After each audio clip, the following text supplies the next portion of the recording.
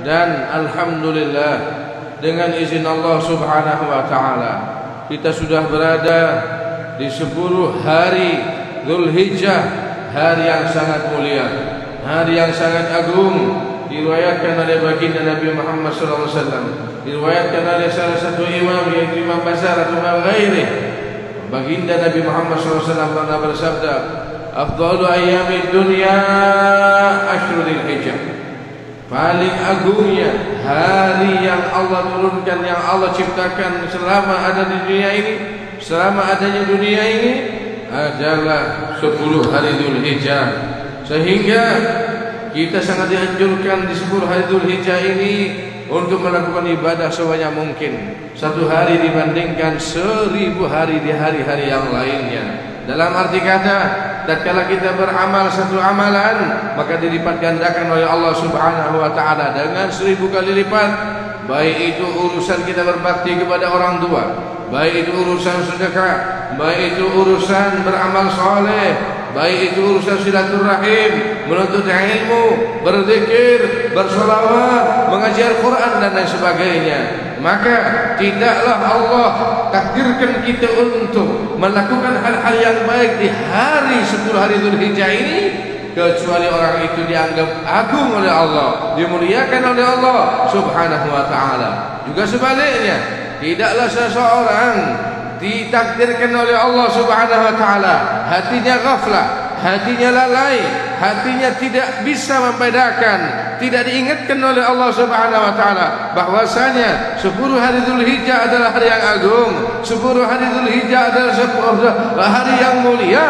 Namun di hati orang tersebut sama dengan hari-hari yang lain, kecuali hatinya itu memang tertutup dari kebaikan, tertutup dari hal-hal yang diridhai oleh Allah Jalla Jalaluhu wa ta'ala azamatuh. Maka tidaklah tertutupnya hati dari memasang niat yang baik, memasang niat yang salehah, memasang niat yang untuk beramal soleh, untuk berbakti, untuk berbuat kebajikan, kecuali hatinya memang penuh dengan rawan, penuh dengan bintik-bintik hitam, penuh dengan bintik-bintik kejelekan, penuh dengan bintik-bintik kemaksiatan. Maka alhamdulillah hari ini kita sudah berada di 1 Dzulhijjah. 1 Dzulhijjah adalah sangat mulia. Dianjurkan kita berpuasa, dianjurkan kita i'tikaf, dianjurkan kita untuk beramal soleh sampai hari tarwiyah. Di hari tarwiyah lebih lagi dianjurkan untuk berpuasa. Di hari 9 di hari Arafah, Masya Allah, di hari Arafah tersebut Allah obralkan pengampunannya ma'asyiral muslimin. Allah berikan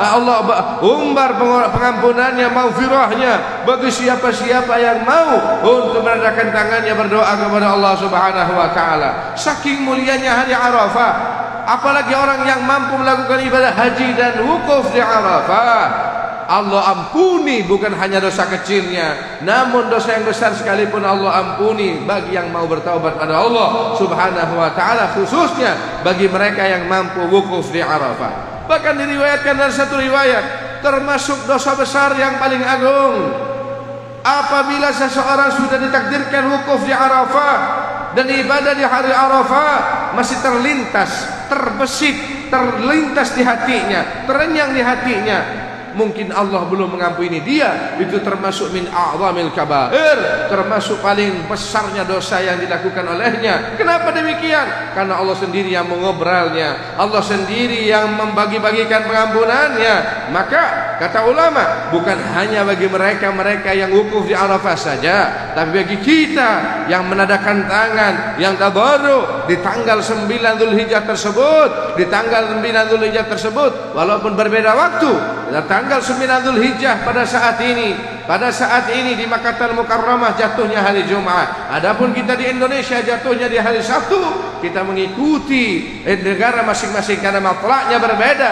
Namun fadilah wasi, fadilahnya Allah Subhanahu wa taala sangat luas, sangat agung, sangat mulia. Sehingga dari hari Jumat nanti kita di hari tarwiyah disunnahkan berpuasa. Kemudian di hari Arafah, tepatnya di hari Sabtu yang akan datang, kita juga dianjurkan untuk berpuasa. Di hari Ahadnya, di 10 Dzulhijjah, kata baginda Nabi Muhammad SAW, tidak ada amal yang paling diagungkan oleh Allah, yang paling mulia di sisi Allah lebih mulia dibandingkan dengan iraqatud dam, yaitu menjatuhkan darah kurbannya, menjatuhkan darah sembelihan kurbannya. Maka bagi kita yang mampu untuk lebih rizkinya, untuk melakukan ibadah udhiyahnya atau kurbannya yang lebih daripada nafkah anak dan istrinya, marilah kita berkurban. Yang mampu dengan sapi, alhamdulillah, kita niatkan untuk 7 orang.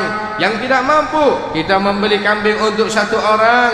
Yang tidak mampu lagi, kita niatkan, ya Allah, takdirkan aku mampu ya Rabb, takdirkan aku kaya ya Rabb, takdirkan aku untuk lebih rezeki ya Allah. Di tahun depan aku akan berkurban ya Allah, sak keluarga-keluargaku ya Allah, anak-anakku ya Allah, istriku ya Allah, ayah dan bundaku ya Allah.